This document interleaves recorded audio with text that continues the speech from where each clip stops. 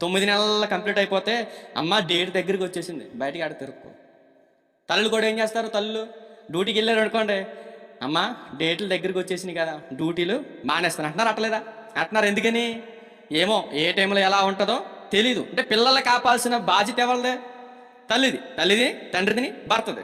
ఇప్పుడు ఈ బాధ్యత ఎవరైతుందో అప్పుడు యోసేపు గారు ఏమనాలి? ఓపెన్ చెప్పండి. యోసేపు గారు ఏమన్నారు? అమ్మా నువ్వు నిండు చూడాలి, అవునా? నువ్వు నిండు చూడాలి ఉన్నప్పుడు మనం ఈ టైంలో దావీదు గారు ఊరికి వెళ్ళడం అవసరమా అని అన్నప్పుడు మనం ఏం చెప్తాం? చెప్పండి, ఓపెన్ చెప్పండి. మనం ఏం చెప్తాం చెప్పండి? మమ్మల్ని ఓపెన్గా అడుగుతున్నాను. ఇప్పుడు ఇక్కడి నుంచి మనం రాజమండ్రి వెళ్దాం అనుకున్నాం, డెలివరీ డేట్ అయిపోయింది. ఇప్పుడు రాజమండ్రి వెళ్దాం రా అంటే ఎవరైనా వస్తారా? రారో. ఎందుకు రారో? ఏమో పుసుక్కుమని ఈ టైంలో నొప్పులు వచ్చేస్తే ఎవడు బాధ్యత? అంటే ఇప్పుడు అయితే బండి ఉంది కాబట్టి ఎక్కడ దగ్గర ఏదో ఒక హాస్పిటల్ ఉంటుంది కాబట్టి తీసుకెళ్ళి దేవుడేస్తాం, అవునా కదా? చెప్పండి. అవును. మరి ఇలాంటి టైంలో అక్కడ ఏమన్నా ప్రథమ చికిత్సలు చేసేవాళ్ళు ఉన్నారా? ఫస్ట్ ఎయిడ్ కిట్ చేసేవాళ్ళు ఉన్నారా? ఆర్పిటి ఆటలు కనబడుతున్నారా? ఎవరు లేరు.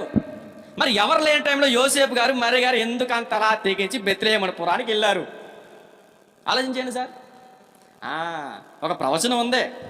ఆ ప్రవచనం నెరవేర్పు గురించిన విషయాలు ఎవరికి తెలుసు అంటే మరియ గారికి తెలుసు, యోసేపు గారు కూడా తెలుసు.